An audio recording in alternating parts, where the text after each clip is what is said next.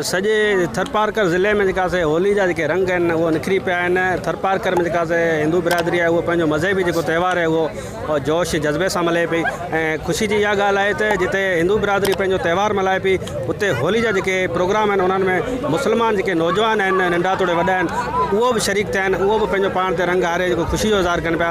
असां हिते जेके मौजूदु आहिनि उन्हनि सां ॻाल्हि ॿोल कंदासीं त होली जे त्योहार खे उहो कीअं मल्हाइनि था। अचो त उन्हनि सां ॻाल्हि ॿोल कयूं। पुरमसरत मौके ते आलम इंसानियत खे असां पारवन शाह अली इस्लाम गुरे तरफ़ां वाधायूं ॾियूं था। असीं हर साल जीअं हिन साल बि पारवन शाह अली सभु गॾिजी होली मल्हाई आहे। ॾिसी रहे होली के रंगन में असांजो पूरो इस्लाम कोट चाहे वो कहिड़ी बि ज़ात कहिड़ी बि मुख़्तलिफ़ फ़िक्र सां वाबस्ता हुजे सभई होली के रंगन में गॾिजी रंगिया विया आहिनि। इन ई मां हिकिड़ो सुठो मैसेज वञे थो त असां सभु हिकु अमन ऐं तमदुन ते यकीन रखूं था, चाहे वो कहिड़ी बि बिरादरी सां वाबस्ता हुजे पर पंहिंजा मज़हबी ॾिण असां गॾिजी तरीक़े सां सेलिब्रेट कयूं था ऐं असीं हिकु अमन पसंदि क़ौम आहियूं ऐं क़ौम रहंदासीं।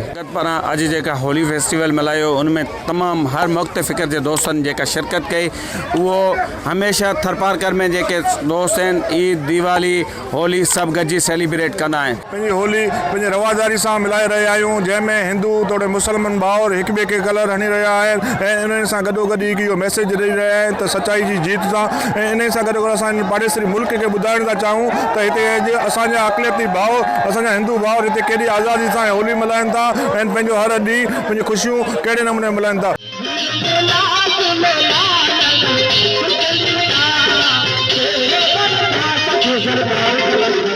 ज़िले में मिठी इस्लाम कोट चाचरो डीपलो डायली नगर पारकर उन्हनि जा जेके समूरा शहर आहिनि उन्हनि में होली जो जेको त्योहार आहे उहो ख़ुशियुनि भरो त्योहार उहो मल्हाए पियो वञे। हिन जेका से त्योहार सां गॾोगॾु जेका से होली जा रंग निकिरी पिया आहिनि।